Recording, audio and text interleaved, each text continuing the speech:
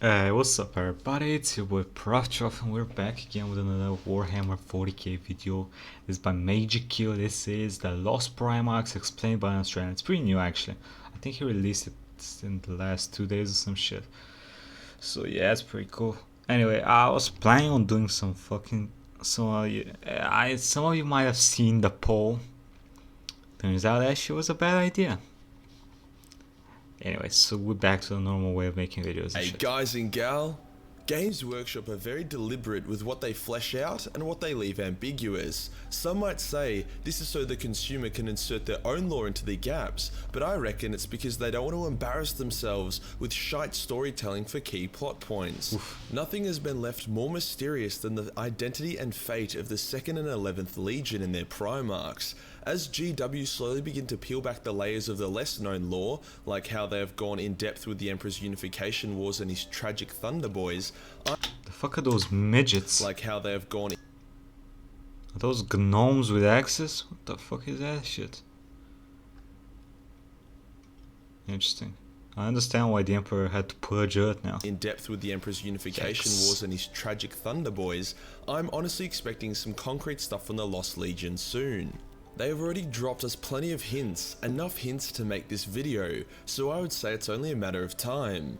Before we get started, I have a treat for you. When Cyberpunk 2077 was announced, I was still a virgin shit. who had only just started high school, so it's pretty awesome to see it's finally coming out in only a couple of days. Hence, I've teamed up with Instant Gaming to host a giveaway for you guys, where Instant Gaming will be giving away 10 copies of Cyberpunk, as well as a 380 graphics card. It's free to enter and only takes a minute. While you're there, why not check out the That's rest of the pretty cool. site and pick up some massively discounted games. Okay. So over some of the cooler fan-made Lost Primarchs. As a disclaimer, I'm Fan-made using Primarchs? obscure references and canon mentions of the Lost Legions in order to make my own conclusions and try paint a picture for you. While this picture should be pretty accurate due to me combing through the lore for all the times the Lost Legions are mentioned, I could also be very wrong about the final result. However, I'm also generally pretty wrong about clearly written lore, so this is just another standard Majorkill video. Let's get into it. A lot of people believe that GW will never reveal the Lost Primarchs, as we're having a I think it's too big of a cash grab not to, you know, introduce them into the story at some point. Like, it's a huge hype thing. Like, oh, the Lost Primarch. blank spot for ooh, detailed ooh. lore, it allows people to create their own homebrew Primarchs. Well, those people, including anyone from GW who has confirmed that, are supremely retarded and should jump off a bridge. Yes, GW has allowed and encouraged the use of homebrew Space Marine chapters, but that is all because is all that? it takes to create a homebrew chapter is to colour an Imperial Fist left pinky pink and then call them the Minge Destroyers. Voila, new chapter. At most, you could then go on to kit Nice. bash a dildo on their head, or print off a unique shoulder pad for them if you're really crazy about it.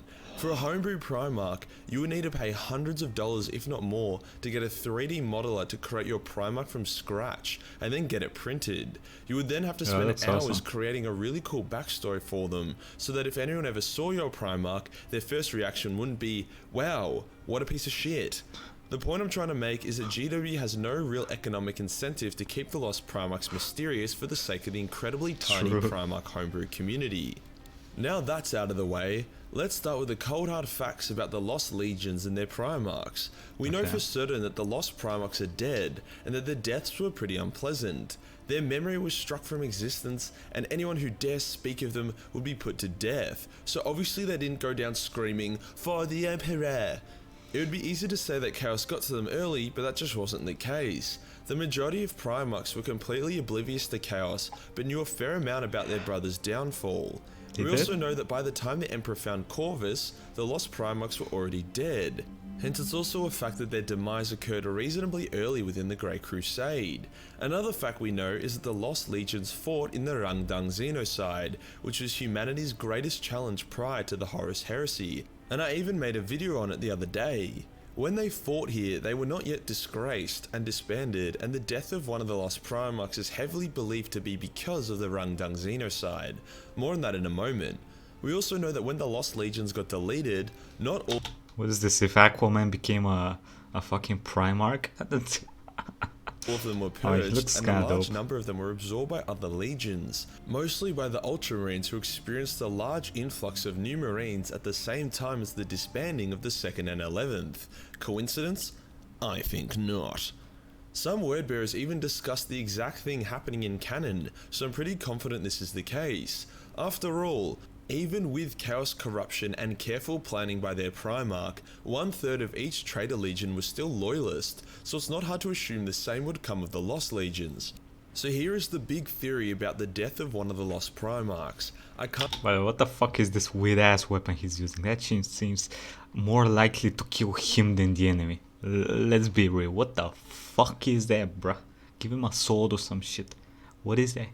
What is that shit? Can't say which one, because GW hasn't Reverse made any sight fucking distinctions without a between the handle? two of them, but that's unimportant. I mentioned this in my Rangdan Xenocide video, but basically the Rangdan, or maybe their sloth overlords, were known for their incredible mind control powers.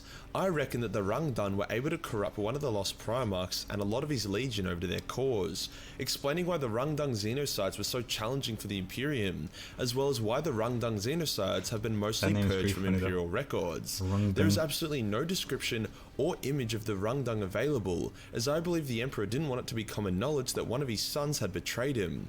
We could even go as far as to say that there was no Rangdan Xeno, and that the Rangdan was just a cover-up for a legion going No, it's okay. In like a couple of years, what, half of his sons are gonna betray him? It's okay. traitor.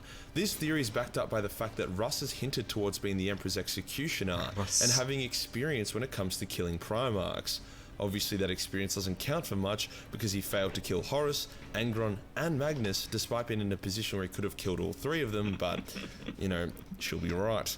Russ also states that Astartes versus Astartes combat prior to the Horus Heresy had happened before. Now he could have been talking about the That weapon looks pretty cool. What's that, a mini shovel? battle he had with that walking abortion advertisement Angron, or he could have been talking about the Rangdan Xenocides, a war that he and his wolves took a large part in. From this, Huge I can shovel, comfortably mate. say that at least one of the Lost Primarchs met their demise during the Rangdan Xenocides, as they fought against the Emperor. The appropriate characters are in the right spot, i.e. Lehman was around and Corvus and his Raven Guard were not, the timeline is reasonable, and the missed theory of the entire event all clearly points towards this. Now whilst there's a chance that the other Lost Primarch died here as well, I really don't think they did. It was stated by Rogel that each Lost Primarch experienced a different tragic demise. The clues for the fate of the remaining Lost Legion Primarch might lay with Sanguinius. When Horus caught Sanguinius culling one of his sons who had fallen to the Red Thirst, Sanguinius begged Horus not to tell the Emperor, as he believed that if Father found out about the Blood Angel's gene Yes, flaw, spanking. they would suffer the same fate as the Lost Legions. The death of the missing Primarchs were tragedies. Their deaths weren't glorious, yet the Lot Legions weren't despised. People just kind of felt sad about what had happened to them. Hence, the other Lost Primarchs succumbing to a serious gene flaw and then being put out of their misery could have been what happened. This theory can be rebuked by saying, if one of the Lost Legion's gene flaw was so bad that their Primarch had to be deleted, then how come a large part of the Legion was able True. to join up with the other legions such as the Ultramarines? Well, to this you We're not using Timmy for this Majorkill? What the fuck? Come on, brother. Where's Timmy?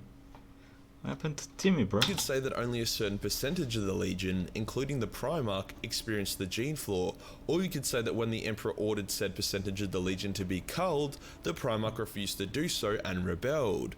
Lorga also mentioned that he feared the Emperor would do the same to him and his Legion after the Emperor mind raped him for being too religious. Well, I mean, unfortunately he did not. Unfortunately. But while Sanguinius was certain that fate awaited his Legion, Lorga just kinda said it as a, "Daddy is mad at me, please daddy, not the belt." There doesn't seem to be a huge consensus from the different writers about what happened to the Lost Legions. Most paint the purged Primarchs as tragic accidents, while others heavily imply that they needed to be culled.